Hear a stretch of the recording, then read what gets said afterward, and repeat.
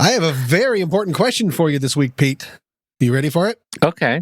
That wasn't it. Here we go. What's that smell? What's that smell, Pete? Sweat and regret. Actually, the first one was correct. It is sweat, and more importantly than sweat, it's fear. As we all know, animals commonly use their sense of smell to figure out if there's danger nearby, and it turns out maybe half of the human population does too. And I'm talking about the better half, the female half. Bettina M. Paws, a psychology professor at Heinrich Heine University, Dusseldorf, just released findings earlier this month that people give off chemosensory anxiety signals, and women act contagiously as a result. In other less sciencey words, when women smell the anxiety-induced sweat of other women, it makes them more cautious and risk-averse. That's why they never make mistakes. That's why they never make mistakes, because they're always too busy. Because men are lemmings. Correct. They just, are you scared? Oh, well, I'll do that too. Exactly. And women are like, oh, you smell scared. I'll stop doing what I'm doing. Pretty much. That's across the board exactly right. In the study, a large number of men and women were exposed to different odors, my least favorite word, to different odors when completing certain tasks involving trust in others. It's something called the trust game, and I read it 19 times, and you give someone money and then try to get stuff back. And I'm not going to go into any of it. But when exposed to the smell of female sweat resulting from anxiety, the women in the test became more wary, even when the chemo signal was so faint as to be consciously undetectable. So they don't even know they're smelling anything, and yet they become less trusting. And it seems that the same test, like you were saying, did not affect men in the same way. At all, because they were too busy trying to knock things over with their penises. I don't know, whatever men do. So that's pretty interesting. I mean, I guess that makes sense, but I had never thought that we sort of are the same thing as like dogs and cats in that way, or at least women are. Yeah. We just don't have as good a sense of smell. And it's not like, I don't think women are going around actively smelling one another, right? That's not what it's like. They can't. They don't know that they're smelling what they're smelling. Correct. Consciously, like, oh, licorice, right? Like, that's not how it works, is it? Because otherwise, licorice, am I right? That would be perfect. Nervous women do traditionally smell like red vines. And so it works across the board.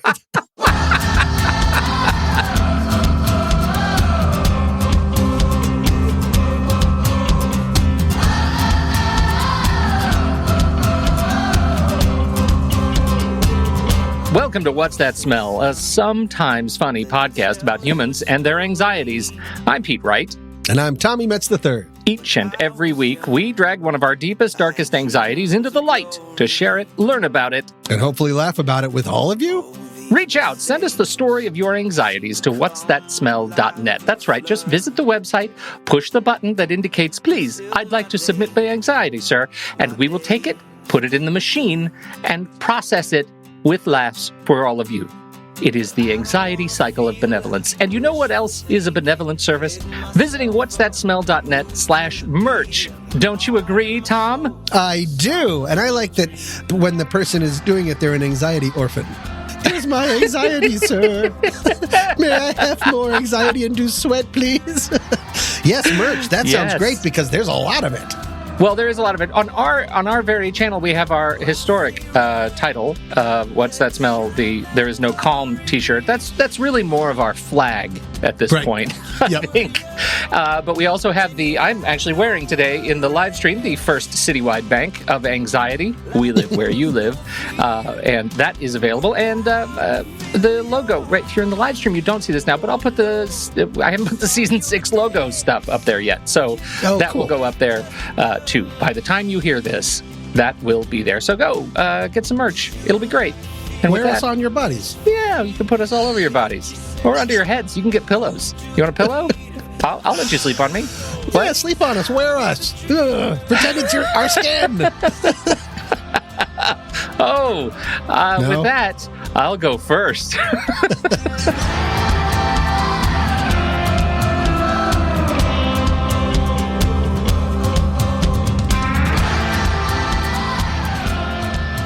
Tom, I don't, it's just awful. Oh no, good start. First, how are your joints?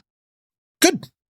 Knees, I'm working them out. hips. I know. I'm watching you work them out. You look great. Your form is terrific. You're a real Simone Biles right now. I'm not suffering yet in my age of like when I stand up, I don't go or creak or anything. I'm doing pretty good. Oh God, I'm jealous. Oh, I'm really? so jealous. Well, you're a couple of years younger than me, so maybe that's it. Maybe you just have this to look forward to. Right. Is my throat a joint? Because I'm having trouble swallowing as we've gone Get over down before. there, pastrami. See, now That's what I yell every time. all right. Yep. Look, I'm having a real hip problem right now. Like no. a real troubled person.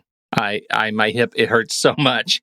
My left hip, it feels like, and it's not like a muscle, like a groin muscle or hip girdle. It's like a spike going right in the side of my hip joint. It feels like something's happened? really wrong there. Don't know. You didn't Hence fall our or conversation today. No, I didn't fall. But I'm a risk now. I feel like all of a sudden I get out of bed and I'm like, oh God, this is why my granddad used to make this shape with his body. Like that's the problem. It's sort of, but I'm on the heels of a real heel problem with bursitis. That is I'm kind of on the other side of that. But that took, I'm not kidding, years to heal my heel. Years. Oh, God. Why Awful. are you falling apart? Awful. And then this weekend, my wife comes in and she said, look at my knee. It's hot. And it was like the size of a grapefruit, and it was about 300 degrees. Put your hand on it, it's all puffy and squishy. She's like, what is that? I said, I don't know what that is. It's awful. You should have it looked at. And so she connects with the Zoom Care video people. Do you have Zoom Care in California? You know what Zoom is? Apparently they're not all over the place. I've never heard of such a thing, but yeah. Oh, okay. So I think it's just it's a kind of like easy access public or urgent care. It's a private company, but it's like quick urgent care. And so they literally have places next door to our Starbucks, right? Oh, wow. And so you go in and meet with a physician's assistant or a nurse's assistant, and they will escalate you. Oh, we have that. I thought you said it was over Zoom. Yeah, we have one right down the road. It's called Mend. Okay, it's the same kind of thing, but it's called Zoom Care. Oh. It's not the same company, but it's very confusing when you're meeting with Zoom Care over Zoom. And so, anyway, she meets with them and they say, oh, we're going to need to look at that. And so they schedule another thing where she has to go into the clinic, and she goes into the clinic and they say, oh, that's an infection in the bursa of your knee. And the bursa is the little sac, the little like jelly sac that keeps everything floating around in there.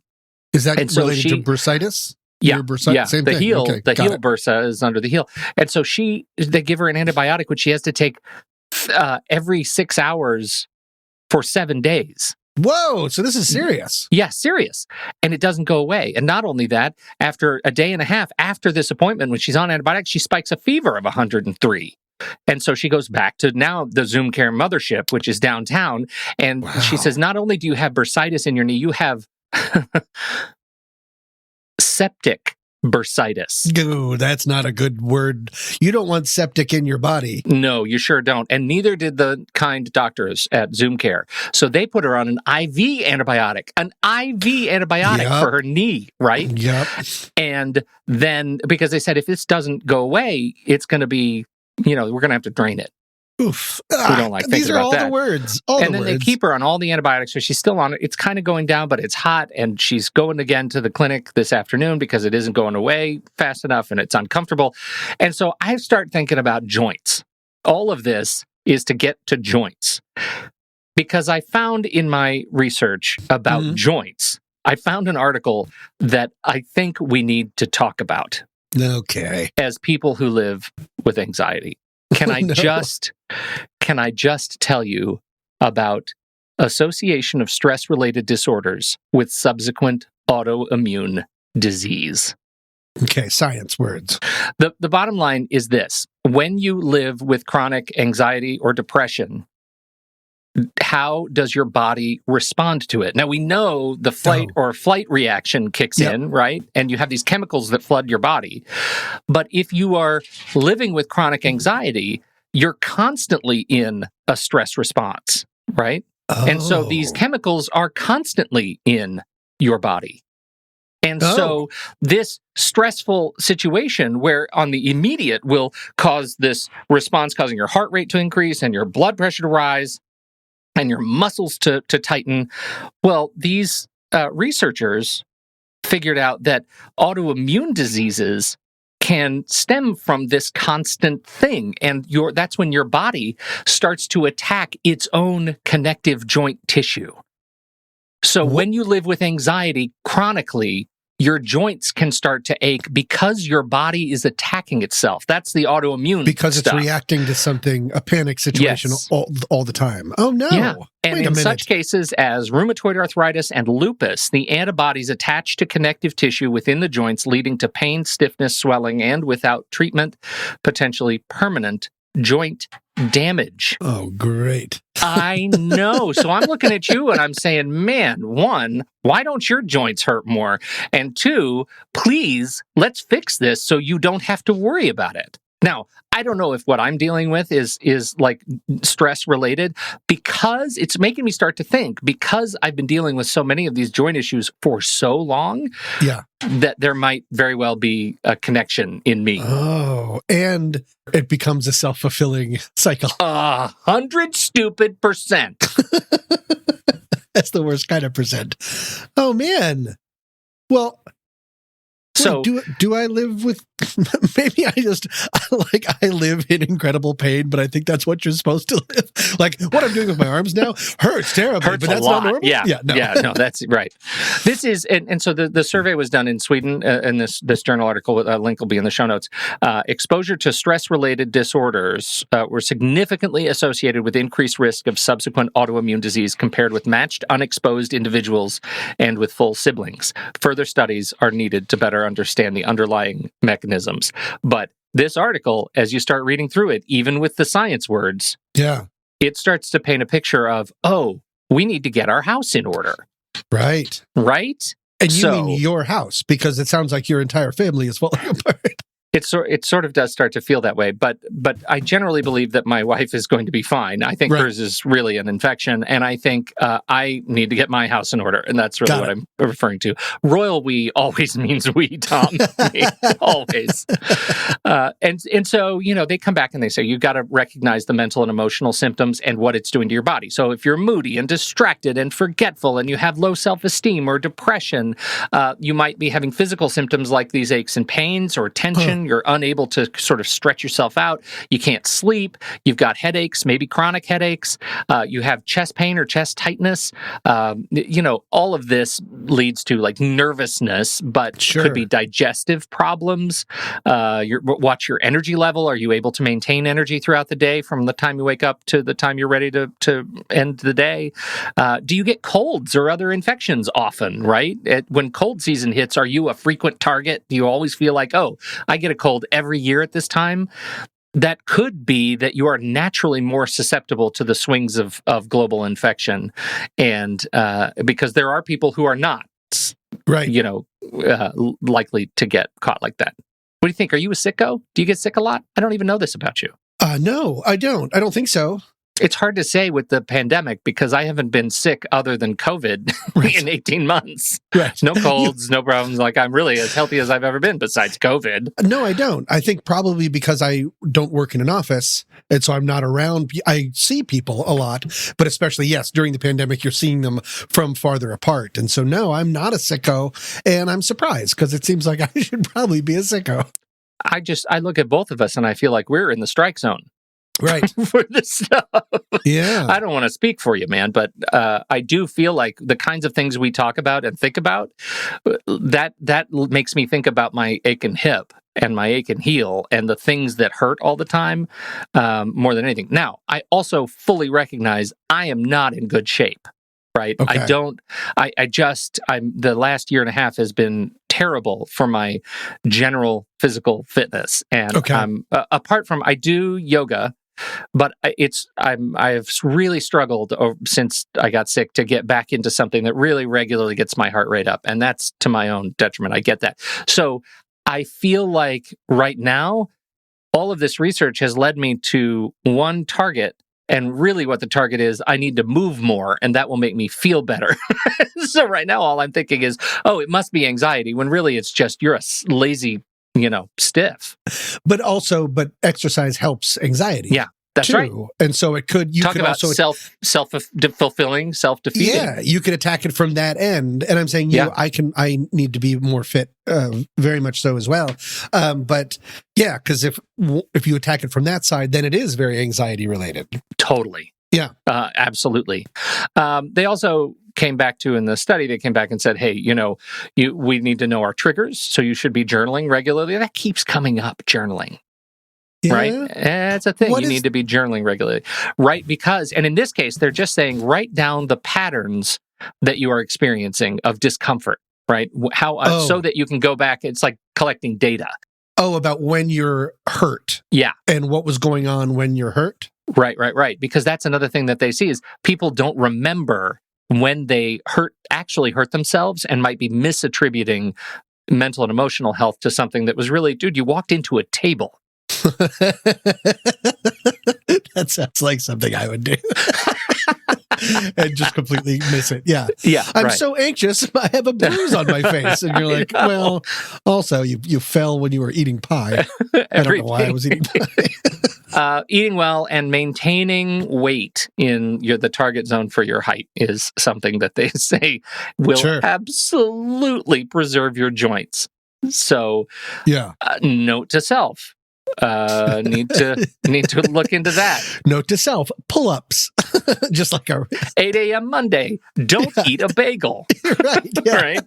Quiche is not a cardio exercise. It is easy to feel overwhelmed. They absolutely recommend asking for help, getting active, asking for help from your, community gym service, somebody you have a trainer who's accountability who can help you, find the right program for you. But in general, they did say walking, yoga, all of these activities that are low impact, but actually help you stretch and lengthen your limbs and your muscles and keep you flexible. And I did catch one article that said, there are exercises that will keep you out of assisted living if you do them all your life. Please say wogging. Please say wogging. All I care about is wogging. Push-ups are one to keep your upper body and your shoulders, but you don't need to do full scorpion push-ups where one foot is way up in the air over your head, and you don't have to do that. You can just get on your knees and do some push-ups. So that's one. Squats. Do your squats. That is really that's huge. I thought those were bad for some reason because that's putting so much stress on your joints. I don't know what things are. Squats? I think crunches, some sit-ups are not good, but squats, you're just squatting.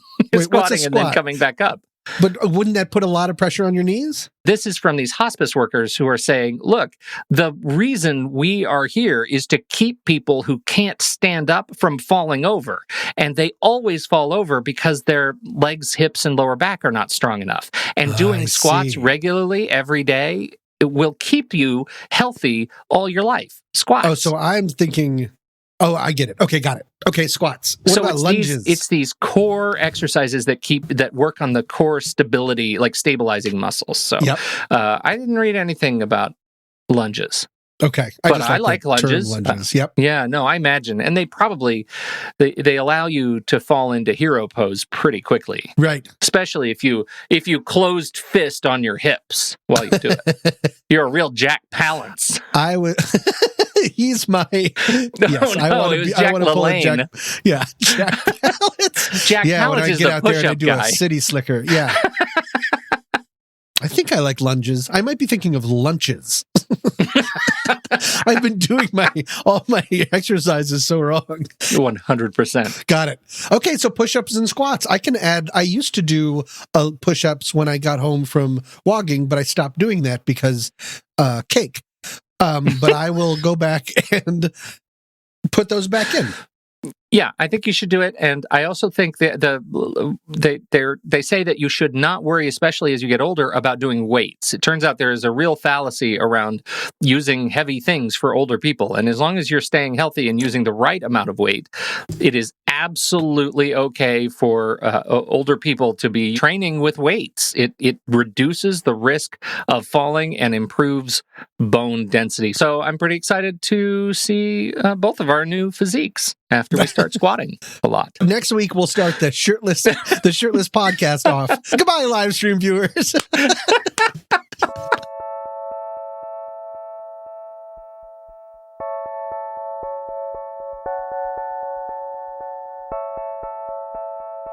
Coober Pedy is a small town that sits in the middle of South Australia.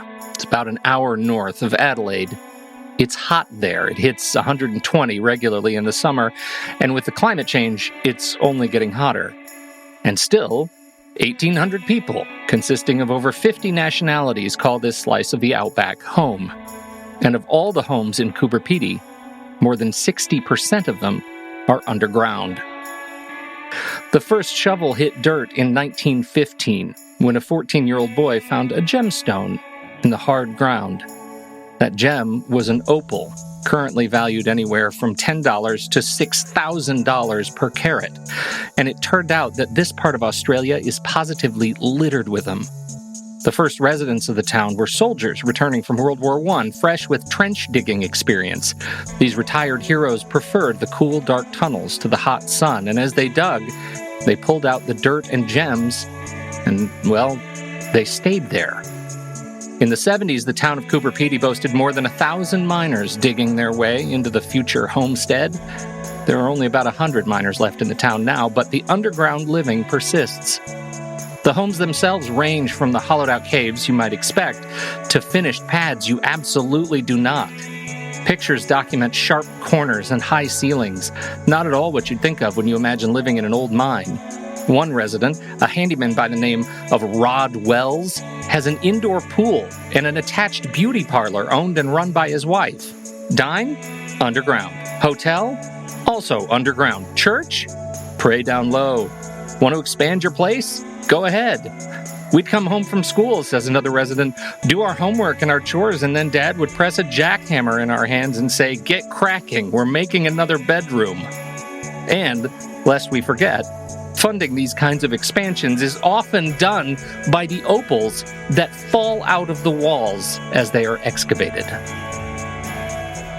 In Coober Pedy, the earth is hard and strong, and funding new projects around the house from the gemstones that fall out of the walls occasionally, well, that's a place built on a firm foundation.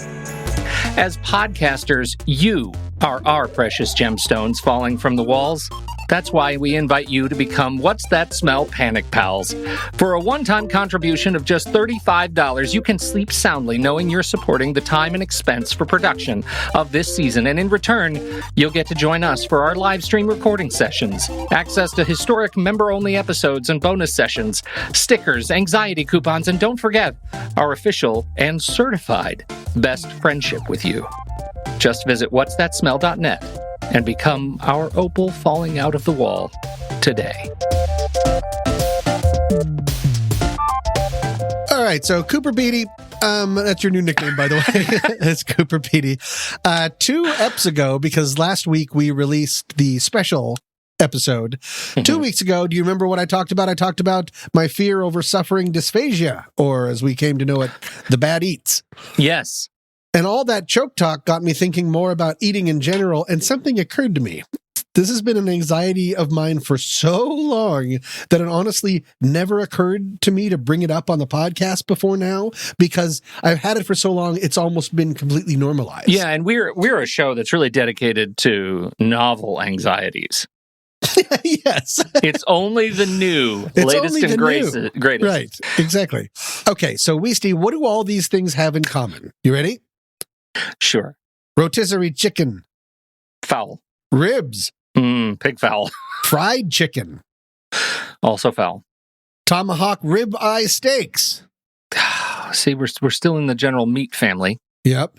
Should I keep going? That's the whole list. Oh, that was the whole list? Well, I thought I wrote more, but I didn't. So This quiz is over. Pete, they all have bones in them. Oh, sure. Bones. And Pete, I have an anxiety. This is one of the most insufferable ones. I have an anxiety about eating meat off of a bone. Are you serious? I present to you cartilogenophobia. That's a thing. Oh, Tom. Fear of Dem Bones, Pete. And I feel comfortable. This would be maybe one that I would keep from people, except that I know for a fact that friend of the show, Mandy Kaplan, and a co-host of the Man Cave, also has this exact same thing. It's one of the very first things that we bonded about when I was forcing her to be friends with me after casting her in a short film. So you don't like things like barbecue ribs are not a jam for you? No. Well, see, here, let me clarify. Okay. I'm not afraid of the bones. What did I say? Carcinogenophobia is really fear of bones. Cartilagenophobia. I think carcinogenophobia. Everybody's Did I say afraid of carcinogens. I'm afraid of poison, Pete. Sorry, cartilogenophobia. Yes. I'm not afraid of bones, and like skeletons don't scare me. And so much so I pronounce it skeletons, apparently. But putting your teeth on them. Right. And I'm also not afraid of choking on a bone, which is surprising because, as we know, I have trouble eating soup these days. No, it's the idea of eating meat off of a bone in particular. And I think it's because what I've always called myself is a hypocritical carnivore. I eat meat and I like eating meat, but I don't like it if it reminds me that something was alive. I would like everything to be boneless and in patty form, like a 2-year-old. Of course. Yes. Well, like a McNugget, right? It's there's meat in it, but it has been molded into a paste and reformed into a thing, which is fine. That you could eat that. 100%. Yes. What if I put a McNugget on a stick? Is the stick like a? Do you? What if it's a bone-shaped stick? A finger stick? No, I don't think that will work. Then that's just a horrible lollipop. I think, eating something off of a bone is just too carnivorous for me. It's too much of a reminder that something was walking around and clucking forever, and so it's very off-putting to me. Before I keep going, do you identify with this at all, or are you like, give me them bones? Those are the two options. Well, I'll take give me them bones for 1,000, Tom. I'm also a hypocritical meat eater, and I would say that my meat consumption has dropped dramatically over the last year. But it is largely because I've just been learning more about the environmental impact of harvesting meat, and that makes me cringe. Like I'm partaking in so many things that are bad for the environment right now that I'm just trying to pick a few that I can impact in my own life and adapt to, right? That are like, if this is one that I can fix, but I love me some steak or not steak. I actually don't like steak, but ribs, barbecue ribs, some of my favorite food in the world. I like to actually, like a cartoon, I suck the bone and to get all of it off. I know it's awful. And just talking to you about it now, I feel just awash in guilt. That's the Tommy promise. I feel terrible about it, right? Yeah. Oh, this is disastrous. So that's what you say to waiters? I'm going to do all the bones. That's what you say to servers? No, I just say, can you bring me the slurping sticks? And they know. They always know. They always know to close early because you're horrifying. I can eat... Ribs, they're also called ribs. That's just like, that's just a reminder. That's like, can I just have flesh, reminder. Please? Yes, yeah. When I have, like a fried chicken is served, I can eat it, but I have to peel the meat off with my hands and then put it in my mouth. I can never just chomp into something. What was that, Sam Kinison? Was that a Sam Kinison joke? Maybe it was Robin Williams. You just bring the cow on over to the table. I'll carve off what I want and ride the rest home. Oh, that does sound familiar. I do know that. Yeah. Let's say that was somebody. Yeah, it was somebody. Let's say it was us. Yeah, okay, that's a shirt. We just made that up. And we did it. Yeah, ride the rest home. Nailed the rest home. Even though picking stuff off of a bone with my hands can be a problem. Once I was making a recipe that called for a rotisserie chicken. Like you bring a rotisserie chicken home, take the meat off, and then use that. And I had to stop. I was peeling off the meat for the rotisserie chicken. And because it's a whole chicken and it looks like a chicken, sort of, I had to stop because I got incredibly nauseous and I almost threw up in my own sink. Really? Yeah. Okay. I can't do it. And this is one that you'd think, we throw our old favorites at it. Like, when everything's, when all you have is a hammer, everything's a nail, right? So you've tried exposing yourself through it. Correct. Or not, because why would you want to? Like, maybe this isn't a terrible thing. Like, maybe you just don't need to eat stuff with bones in it. Well, that's the thing is it's not something I necessarily feel the need to quash like the other ones, because eating boneless meat is fairly easy in life. And if ribs or something are served at a dinner party, which is very rare, and what's a dinner party anymore, I could just cut the meat off with a fork and knife. I would have to ignore everyone being like, hey, weirdo. How do you eat pizza? Like with chopsticks? Yeah. But it does ultimately bring up a question of like, maybe if I feel this morally weird, or I don't know if it's morally, but this grossed out, maybe I should give becoming a vegetarian a try. Yeah. So like I feel so viscerally, not morally. I feel so viscerally about this. Maybe that's telling me something. Yeah. Okay. Two things. I have two things. One, to circle back on another meat, where do you stand on fish? Like if somebody serves you a fish that hasn't been, sometimes they put it on like a plank and it still has bones in it. Do you have a fish problem? I don't eat a lot of fish still. But yes, I would. I don't think that would weirdly be less I'm eating an animal and I'm feeling bad about it, and more a fear of choking because their bones are so little. So that's very different than the fish. I don't feel as humane for. I want a fish to suffer. Is what I'm saying. Oh my God, yeah. I do have. Have you ever been fishing? Are you a fishing person? Can't do it. I love the idea of fishing, but as soon as I would catch something, it all goes out the window. So I don't. I just don't do it. I have aged out of fishing. I went with my dad, some of my best memories were fishing. Like we would go fishing for king salmon on boats, deep sea fishing out off of the coast of Nanaimo in Canada. I know, and I used to love it. But the whole experience of catching a fish, bringing it on, and then crushing its head or putting it in the cooler and just letting it suffer, like to kill it and gutting it. Like I had to do all of that. Oof. I've aged out of that. And I feel like I've done a disservice to my kids. I'm not the one who taught them to fish. Their grandfather taught them to fish because I'm just like, I don't need to partake in that. But hypocritically, I also do eat fish. Right. I do have a constant sort of fear of the bone splinters in my mouth. I don't like that. Like the idea of catching a bone and missing it until it like gets in my neck and comes out the other side. I think about those kinds of things, which is not great. Right. So that was one. One, yeah. The other is if you think about this as a mode to go vegetarian, that's like a house of cards or one of those big fields of stand-up dominoes, because there are all kinds of things that come into like that kind of transition to go to make sure you're eating healthy and getting enough protein and all those things that are super easy for omnivores. Right. But as soon as you're a vegetarian, you actually have to think about it. And I find so many vegetables unpalatable that it's really hard to make that switch. And so have you ever tried to go vegetarian and thought through? No. And now that you're bringing that up, you're right. I would have to think of it less as just eliminating meat and more adding a bunch of other probably newer things to my diet in order to make up for it. Okay. No, I have not given any thought to. Well, yeah, I've given it thought, but I haven't thought it through. Not at all. Okay. Well, that's on brand. That's on brand for us. So that's okay. Look, third question. Yep. Where do you stand on the new lab meat, Impossible Foods, that kind of stuff? Very pro. I've had it probably twice, and I've really liked it. And I love that it exists. And I got really excited for it when it first came out because I thought it was like a health food. And I have learned since it is not. It's better for cholesterol, but everything else, the caloric intake is still sky high and stuff. But no, I would like to try to get more into that. And I find a lot of places out in California are making, I don't care for the phrase lab grown meat. That makes me do the opposite of salivate. That means like I'm absorbing liquid Things into just my body. Dry up. Yeah, real fast. But if I take that out, because all I can think about is like meat beakers. Nobody wants a meat beaker. Okay, that's gross. What do you think about beaker meat? I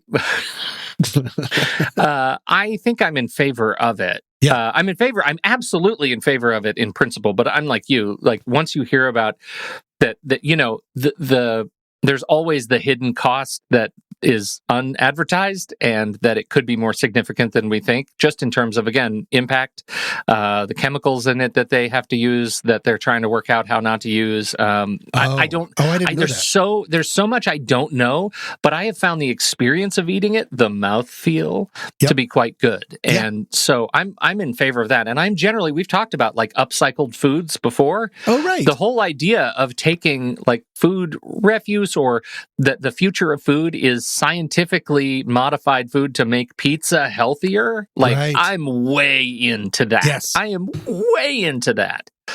If you could make eggplant taste like barbecue baby back ribs, I'm done. I'm okay. That's such an ask, though. Why can't it just sort of taste less gross? It has to taste like chilies. Oh, you think I've gone too far? I don't know. That's what you think I've moved the bar too high. And I say, sir, wither science. Wither science.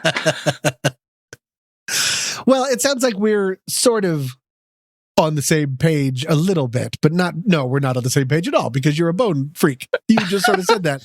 Well, I did a teeny bit of research to find out if I was alone. I'm kind of alone. There's not, either I don't know how to look this up, or there's just not, I'm not alone. There's always some people writing, but there's not like a study or a thing about it. A lot of the times it would just be like a post on answers.com or Reddit saying, I can't eat food off the bone. Does anyone else suffer from this? And then one person would say yes. And then there's always like a super aggressive person. There's one that I found on answers.com from a poster named Lejours. And I'm going to go ahead and assume he wrote, my wife is weird about this too. No meat off the bone. Whereas I'm down for whatever. Had pronghorn heart for the first time last weekend, and I'll eat any squirrel I can catch. Okay, Lejours. Settle down. I'm going to eat your wife. Oh my God. Yeah. Any squirrel I can catch. What's a pronghorn heart? Okay, anyways. Oh my God. Yeah. So it's just something for me to think about. Again, it's not something that I am actively suffering from that much, but I might as well, maybe I should do some research. If we're going to start working out more and I'm squatting up and down the block, maybe it behooves me to do a little research into, certain kinds, because I don't really eat any red meat anymore. I've already taken that out of my diet. But it's all chicken and turkey and stuff. Maybe I should look at that and follow that through. I don't think that's the worst thing in the world, but I also don't think that there's anything wrong with you evaluating what it would be like to live more vegetarianly. I just know it requires work, and I'm not very good at it. Sure. It stresses me out. Well, I'm going to get to work on this whole eggplant baby back rib thing. We could make a mint. We could also make it taste like mint. Okay. Do you know what they could also do? Is if we can get squirrel meat to taste like eggplant, we could have a hell of a lot of backwoods vegetarians. Like there was no fear or doubt to fill your heart. Thank you all so much for joining us for this episode. This week's tune is Waiting for You by Kadesh, coming up next week. And so the kids are sitting home in the rain, parents are gone, and the Cat in the Hat comes in to show them a good time. And it's essentially James Gumb coming in to tell him to put the lotion on the skin or else it gets the hose again. And I don't remember that part, but... Telling the story this time, I'm like, did my director poison me? Like, I'm just... this is 30 years after the fact, and I'm like... That's grim. He got That's your motivation. The performance he wanted. Let that be the operative phrase. More than once. Yeah. So I went and did stand up. And then a couple years later, people are like, you want to come do stand up? I'm like, why not? And there's at least one good reason why not. I'm going to take a step into this dark, terrifying cave because I know there's yogurt there. Right? Don't we all look for the yogurt in the cave? I think you get what I'm saying. The cave yogurt? Yeah. Yeah, I think absolutely. I think you get what I'm saying. Wasn't that Socrates who said that? I really... Tommy, would you write that down? We're going to have to do a whole show on cave yogurt another time. Another time. Table it, but it actually sounds yogurt. Pretty gross when you say it like that. Until then, I'm Tommy Metz III. And I'm Pete Wright. Thanks for downloading. We'll be back next week on... What's that smell?